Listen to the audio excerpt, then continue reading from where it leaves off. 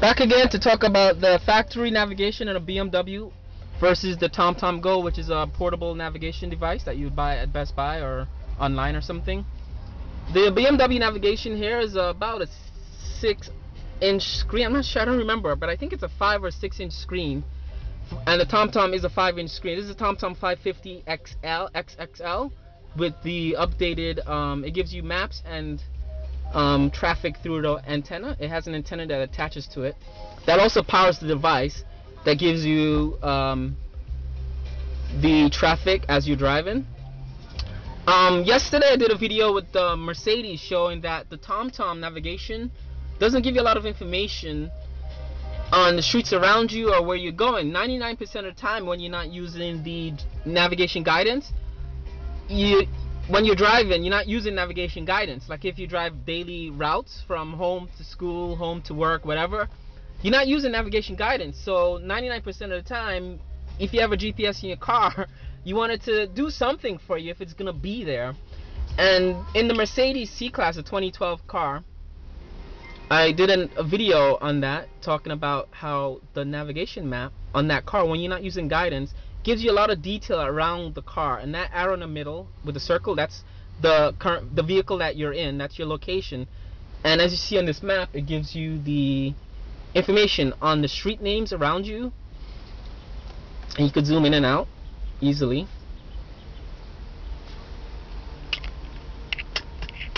And that white line there is a route that I mapped out. I pre-mapped out. I didn't activate the navigation guidance, but I mapped out the route. So I have a white line showing that. As you zoom out, obviously there's going to be less details on the street names and such. There's a hospital that's nearby. That comes up on the map. And there's points of interest that you could assign on this map, as well as cinemapped hardware that you buy. Gives you points of interest, which is kind of cool. The TomTom, by contrast, this is a 5 or 6-inch screen. I don't remember. The TomTom is a 5-inch screen. It's a 550 XL, like I said. And as you see, it doesn't give you a lot of details. And now I'm in Brooklyn, so I'm in an urban setting. Yesterday when I did the video of my Mercedes, I was in the suburbs where I live, and I'm in Brooklyn by my parents' house. And as you see here is more street detail. I'm going to zoom back in. Actually, I'm going to zoom in all the way. So it gives you a little bit more street detail on where you are. The downside of this BMW navigation is a DVD drive system. It's not a hard drive system. It uses a DVD for the maps, so it's not the fastest in terms of like sketching out the map for you as you zoom in and out.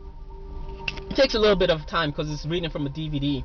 But if you were to do say you wanted to do a guidance to an address, it's really quick. So I'm gonna just do destination guide, right turn, and it comes up right away.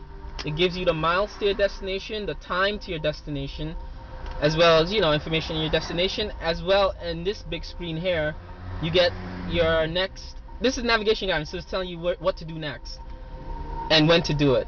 So you can turn Linden Boulevard in about half a mile.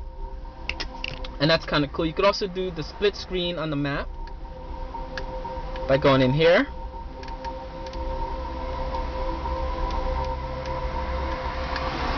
And that would separate the screen. See how fast that is? It's still fast, considering it's using a DVD to read the navigation details on the map.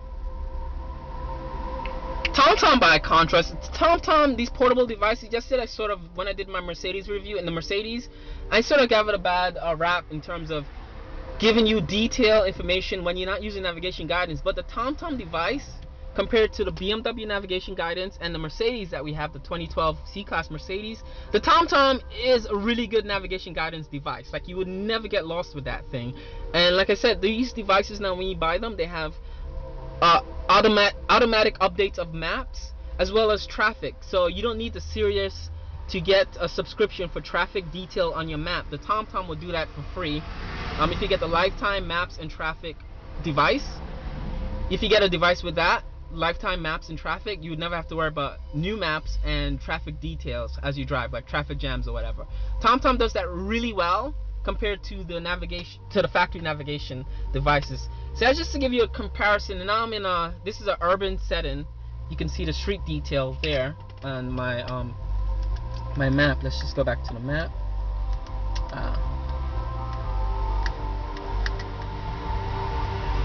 Full map.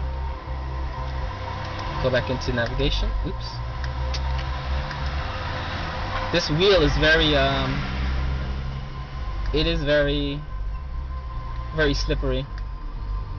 So let's just do route map.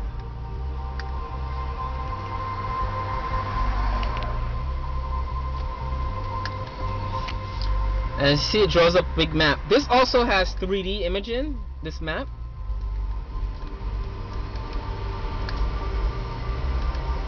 It's called perspective. And it'll fold the map over, which is really cool effect. I like that. But in this mode, you lose your detail on your street level. The TomTom, by contrast, when you do a 3D, you still have your street information. So the TomTom wins in that respect. Or the factory navigations, I went through a bunch of them at Best Buy, and they're all pretty much the same in terms of what they give you. The hardware is different from brand to brand, but the software of navigations are usually about the same. So you see when you switch to 3D mode, you get a little bit more detail. You still keep the street detail, street name detail with that. So let's just X out of there. I just want to zoom in. And you see the TomTom is giving me a bit of a trick with zooming out, I guess.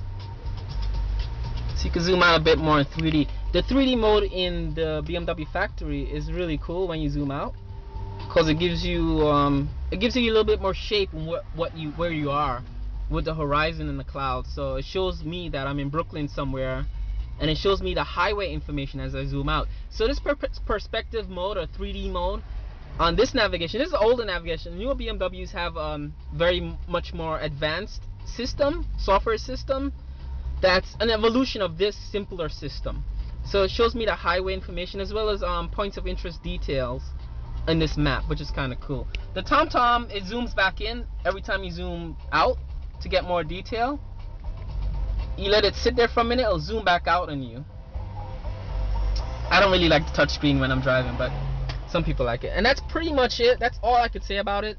Again, the TomTom, it's sort of a tie in this car, using the TomTom versus the factory. But in the Mercedes or the newer BMW cars, you'll get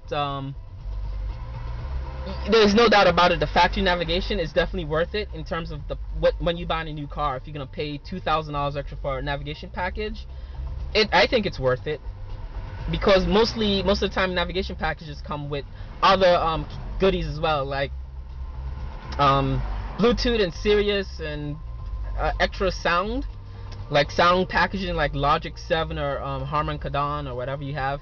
So definitely it's worth it. But the aftermarket devices that you get, the handheld portable devices, they're pretty good as well. And I see people using TomToms and other things like iPhones to navigate themselves, which is kind of cool. And that's all I have to say for that. The only thing that this doesn't have is traffic as well, so I can't get traffic on this. But I do have Sirius, and I press of the button and I get traffic that way, which is kind of cool.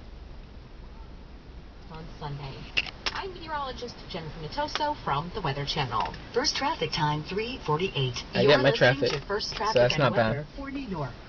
And that's it. Hours a day, every day of the year. You're never more than a few minutes away from the very